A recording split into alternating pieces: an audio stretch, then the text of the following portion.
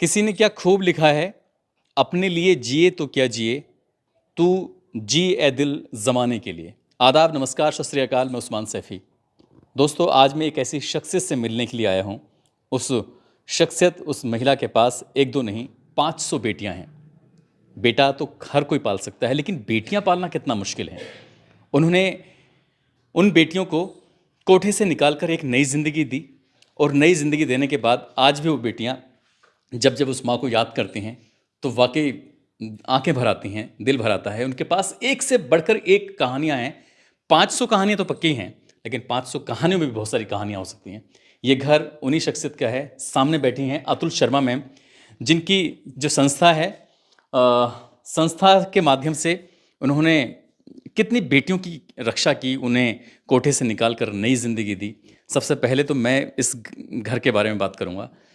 बहुत सारे कमरे हैं, लेकिन ये जो कमरा है इन्होंने बहुत ही स्पेशल तरीके से बनाया है। आप कभी देखते होंगे, जब हम गाँव में जब एक दौर ऐसा था जब गरीबी का दौर था देश भर में, तब दीवारों को मिट्टी से और गोबर से लीपा करते थे, पोता करते थे। तो उन्होंने उस दौर को याद करने के लिए, उस ज़माने को याद करने के लिए आज भी अपने एक कमरे को इतना खूबसूरत बनाया हुआ है, पुराने दौर की यादें ताज़ा करने के लिए। और कहते हैं कि जो इंसान ज़मीन से जुड़े होते हैं ना, वही कुछ अलग होते हैं। सामने देख रहे होंगे आप, एक से बढ़कर एक फ़ोटोग्राफ्स हैं।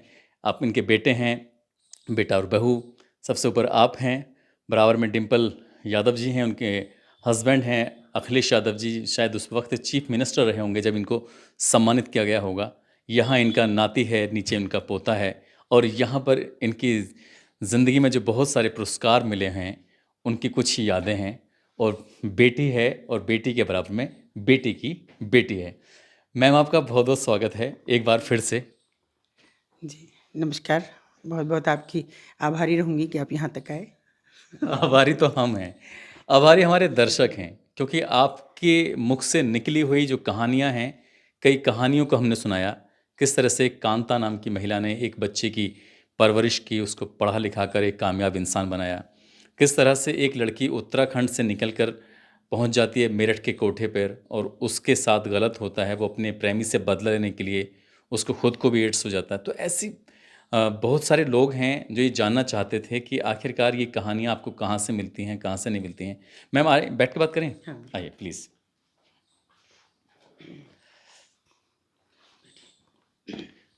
तो सफ़र के बारे में तो खैर जानने की कोशिश करेंगे कि आखिर आपका सफ़र कहाँ से शुरू हुआ, कैसे शुरू हुआ ये? आपने 500 बेटियाँ हैं आपकी, वो माँ कह के बुलाती हैं, तो आपको तो नाम भी याद नहीं रहता होगा बहुत सी लड़कियों का। नहीं, ये बस एक अच्छी भगवान ने मुझे वो दिया है कि मुझे एक-एक बेटी का नाम याद है। किसी को नहीं मैं भूली निकालने वाली, जो भी लड़की वहाँ से निकाल दी उस नर्क से, उसे मैं कभी नहीं भूली। और जहाँ तक सफ़र शुरुआत करने की बात है, ये कोई सोची-समझी कोई ऐसी प्लानिंग नहीं थी कि मैं उसके तहत वहाँ काम करने के लिए निकली। लेकिन ऐसा ज़रूर था, क्योंकि मेरा जो घर है, वो उससे बस एक सड़क की दूरी पे है, उस बाज़ार से।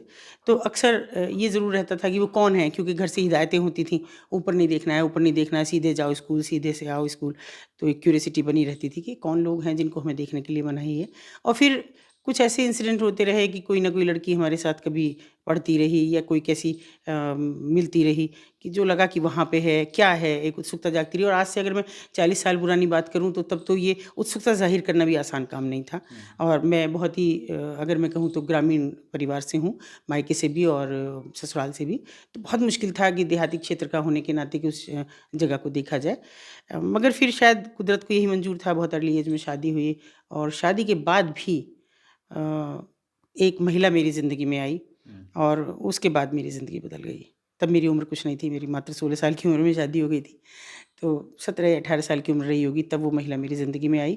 और उसका आना हुआ कि जैसे आना और जाना दोनों हुआ। वो आई और आके चली गई, और मेरी गलती से चली गई।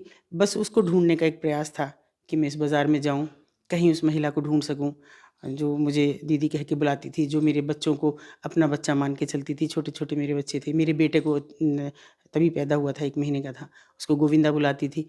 तो मतलब मेरा ये रहा कि मैं उसको ढूँढ लूँ। मैंने कितनी बड़ी गलती की, लेकिन एक ऑर्थोडॉक्स परिवार में होने के नाते मैं उसको शरण नहीं दे सकी। वो शरण ना देने का एक जो गिल्टी थी, वो मुझे आज भी है, क्योंकि मैं उसे नहीं ढूँढ पाई। हाँ, ये ज़रूर हुआ, उसके ज़रिए मैंने हर जो लड़की निकाली, हर एक में मुझे मीरा दिखाई दी। उस महिला का नाम मीरा था। वो मुझे दिखाई दी। थोड़ा मन को संतोष होता था कि शायद कहीं मीरा हो और वो इसे पढ़े या देखे कि एक लड़की और निकली है तो उसको संतुष्टि हो। कैसे मिली और कैसे गुम हो गई? असल में वो एक बहुत ही अच्छे परिवार की लड़की थी, जो उसने मुझे बाद में बताया। उसके फादर सब इंस्पेक्टर थे और पूरब में थे, बनारस के आसपास। तो किसी ने रंजिश में उसको उठा लिया था 5 साल की को, 5 या 6 साल की रही होगी। रंजिश में उठा के और गोरखपुर बेच दिया उसको, और वहीं वो बड़ी हुई, वहीं पे उससे फिर धंधे में लग गई। तो कभी ये हुआ कि कोई गांव का बंदा वहाँ पे आया और वो उसको पहचान गई। वो तो उस बच्ची को नहीं पहचान पाया क्योंकि वो बड़ी हो गई थी, और लेकिन वो पहचान गई।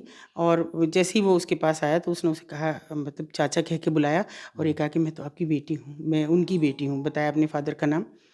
तो वो सब मैंने वो कड़वा सच उसके मुंह से जाना कि वहाँ हर आदमी आता, वहाँ कोई रिश्ता नहीं है, वहाँ केवल देह धर्म है, जिसको निभाना है। उसने कहा ठीक है, तुम उनकी बेटी हो तो ऐसे हमारी भी बेटी हो, लेकिन हमने पैसा दिया है, अब इससे ज़्यादा और कुछ हो नहीं सकता था।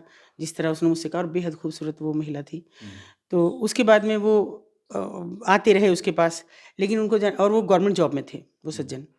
उन्होंने एक दिन कहा कि मैं तुझे यहाँ से निकाल सकता हूँ और फिर वहाँ से तू खुद चली जाना, तेरे जाने की जिम्मेदारी मैं नहीं लूँगा।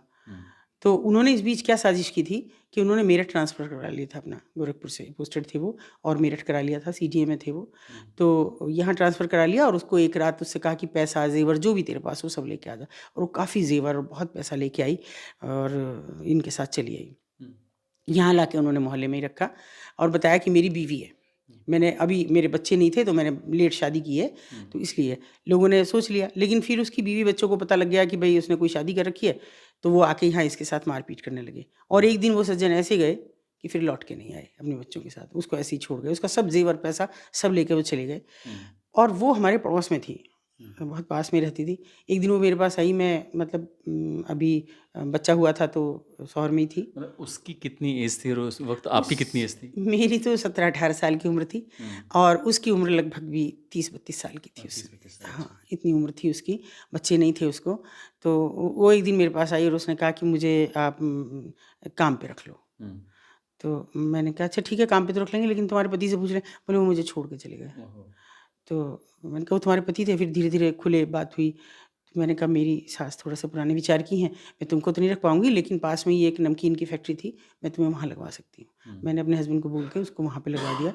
और मुझे तब तक भी ये नहीं पता कि वो कोठे से उतार के लाई गई है। वो बताया कि मुझे ले आए भगा के और फिर मुझे छोड़ दिया। फिर जो धीरे धीरे बातचीत शुरू हुई, तो उसने मुझे बताया कि ऐसा। इस बीच एक और सज्जन आने लगे जिन्होंने कहा, मुझसे कहा खुद कि भाभी मैं इससे शादी कर लूँगा। उसको भी नहीं मालूम था शायद कि ये ऐसे है। अब इसको तो वो छोड़ गया है, मेरी भी शादी नहीं हुई है, वो भी इसी उम्र का था लगभग। तो मैंने कहा भैया देखो निभा के चलना। तो बोले हाँ। वो हमारे पास ही काम करता था, हमारा खद्दर का काम था और वो उसी में ही काम करता था। तो ऐसे ही हमने उसकी शादी करा दी, वो रहने लगी। लेकिन पता नहीं किस रॉ में उसने उसको बता दिया कि मैं इतने साल कोठे पे रही हूँ, तो मैं एक सब इंस्पेक्टर की बेटी, लेकिन मैंने उनको रंजिश में उठा लिया। और वो सज्जन उसी रात गायब हुए, फिर आए नहीं। वो भी गायब हो वो गए, गायब दूसरा पति भी? हाँ, गायब हो गए। तो उसने मुझे, मैंने कभी रामू, जो लड़का था उसको हम रामू बुलाते थे, राम कुमार था वैसे ना। मैंने कहा रामू नहीं दिख रहा कहीं भी। तो उसने कहा दीदी वो तो मुझे छोड़ के चला गया और आया ही नहीं है कभी। अच्छा। और 2 महीने हो गए उसको। तो मैं तो आपसे ऐसे ही कहती रहती हूँ। मैंने कहा मैं तो इसलिए पूछा कि ये कह रहे थे दुकान पे भी नहीं आ रहा है वो, और टूर पे गया तो दोबारा से आया नहीं है। फिर वो नहीं आया। मैंने उससे बहुत पूछा, फिर बहुत, हमारी हमने जब नमकीन फैक्ट्री में लगा दिया तब उसने मुझे बताया कि मेरे साथ ये घटना हुई। और मैं शुरू से थोड़ी सी इमोशनल थी। तो फिर मुझे ऐसा लगा कि क्या ये कहीं से कोई ऐसा संकेत है कि जो मेरी ज़िंदगी में आ रहा है बार बार, बार बार उसी जगह की मुझे लड़कियां मिलती हैं, बार बार वही सब मेरे सामने आता है। तो मैंने अपने हस्बैंड को थोड़ा विश्वास में लिया और कहा कि भाई इसका घर ढूंढते हैं। वो भी कम उम्र के ही थे। तो बोले ठीक है, मैं पिताजी से बात करूंगा, फिर ढूंढते हैं। खैर हम सब लोगों ने मिल मिला के उसके घर पे हम लेके गए। पहले हम गांव के बाहर गए। गोरखपुर? नहीं, बनारस के गाजीपुर गए हम। हाँ, गाजीपुर के पास एक गांव था, तो वहाँ पे हम गए। पहले हम बाहर ही रुके, उसको भी हमने बाहर रोका, पता नहीं क्या स्थिति होगी। तो हमने किसी से पूछा कि उनका मकान दरोगा जी का जानते हैं? तो बोले हाँ जी, कौन नहीं जानता ठाकुर साहब का मकान। वो हमको ले गए, बड़ा लंबा चौड़ा मकान, अच्छा सा घर बार सब ठीक।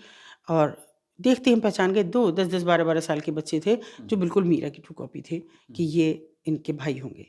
वो कह रही थी मैं अकेली बेटी हूँ, यानी वो उसके बाद पैदा हुए। हमने धीरे से उनसे बात की। मैंने कहा सर ऐसे ऐसे बात है, वो रिटायर हो चुके थे, कि इस तरह के है, आपकी बेटी अब तक हमारे पास थी और वो बता नहीं पा रही थी, लेकिन अब उसने बता दिया है। तो उन्होंने कहा नहीं, हमारे लिए तो वो जब ही मर गई थी जब यहाँ से चली गई थी। मैंने कहा 5 साल की बच्ची किसी के साथ भाग थोड़ी गई थी, उसको तो लोग उठा के ले गए, आप ही की रंजिश में ले गए। बोले ना ना, हम समाज को क्या मुंह दिखाएंगे। वो उन्होंने बिल्कुल एकदम ठकुराई दिखाई कि हम क्या समाज को मुंह दिखाएंगे, ये इतने साल कहाँ रही। मैंने कहा आप हमारे पास समझिए ना कि हम तो सोशल वर्कर हैं, इस तरह का काम करते रहते हैं। तो तब तक मैंने संस्था नहीं बनाई थी।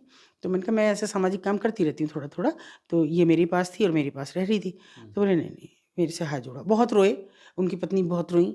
और लेकिन मैंने कहा अच्छा एक बार मिल लो, आखिरी बार उससे, वो गांव के बाहर है और आप एक बार मिल लो तो उसको तसल्ली हो जाएगी, तुम अपने मुंह से मना कर दोगे। वो आए, आके मिले, बहुत रोए धोए।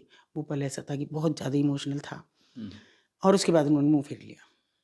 फिर भी स्वीकार नहीं किया। उन्होंने एकदम दोनों अपनी पत्नी का यूं हाथ पकड़ा, वो मुड़े और फिर उन्होंने पलट के नहीं देखा। पैदल लंबे चौड़े 6 फीट के आदमी, पलट के नहीं देखा और वो बस लास्ट तक वो देखती रही। बस फिर हमने भी मीरा को कहा तो चल अब हम चलते हैं वापस। हम वहाँ से वापस आए। रात भर हमारे यहाँ एक बैठक चलती रही कि भाई क्या होगा, अब मीरा का क्या करें आगे।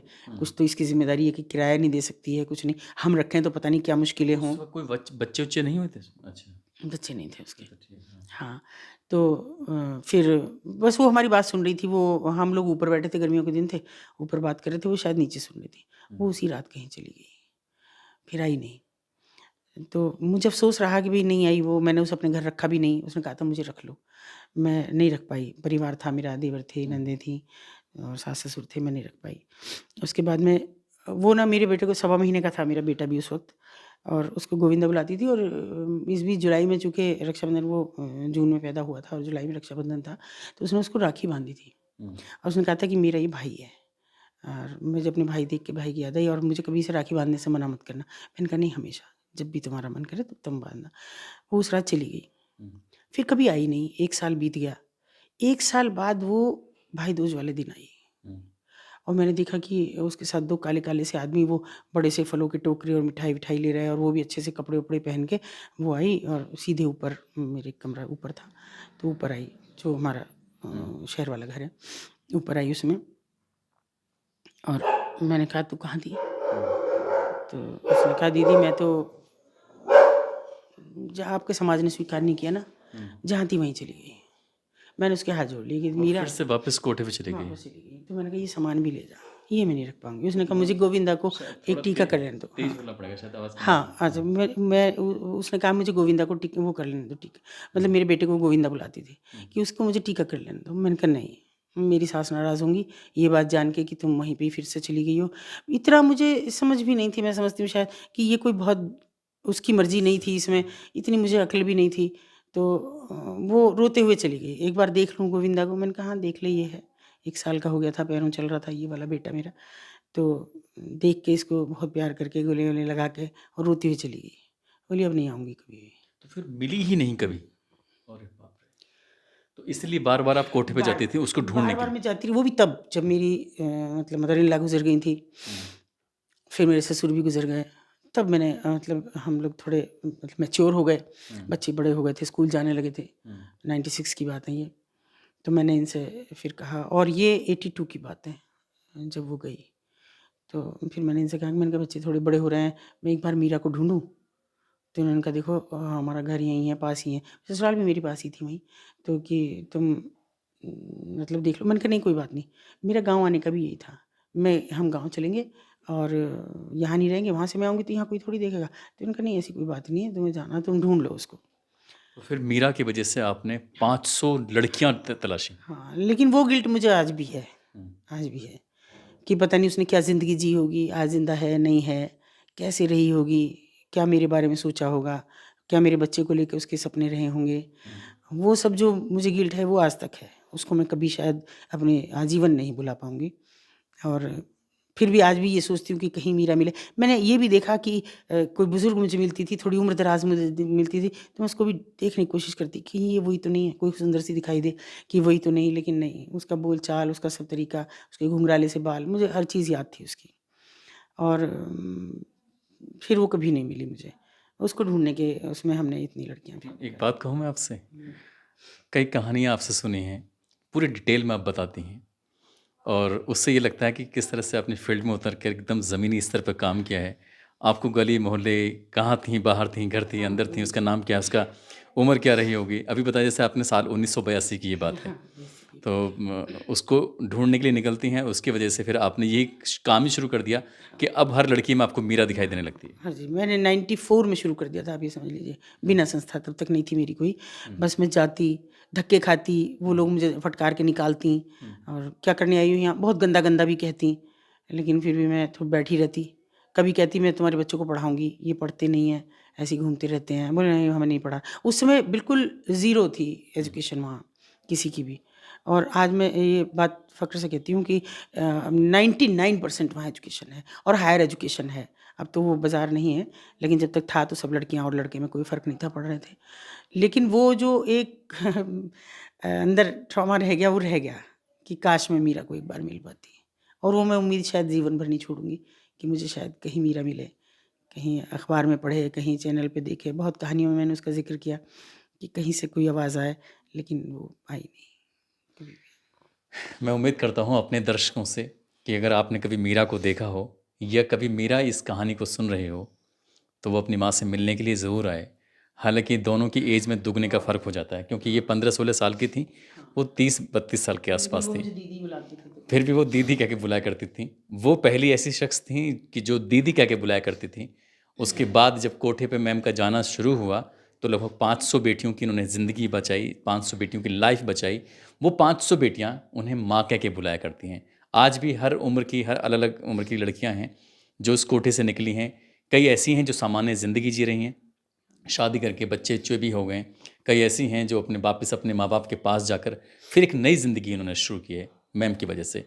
उम्मीद करता हूँ कि ये जो जानकारी है, ये जो मैम ने अपनी बात सुनाई क्योंकि फ़िलहाल भी इमोशनल हो गई हैं, भावुक हो गई हैं, आँखों से आँसू भी आ रहे हैं और ज़ाहिर-सी बात है, अपनी ज़िंदगी का वो पहला किस्सा याद करके शायद मैं भी इनकी जगह होता तो मैं भी शायद रोने ही लगता। दोस्तों आप अपना ख़्याल रखें, सुरक्षित रहें। जय हिंद, जय भारत।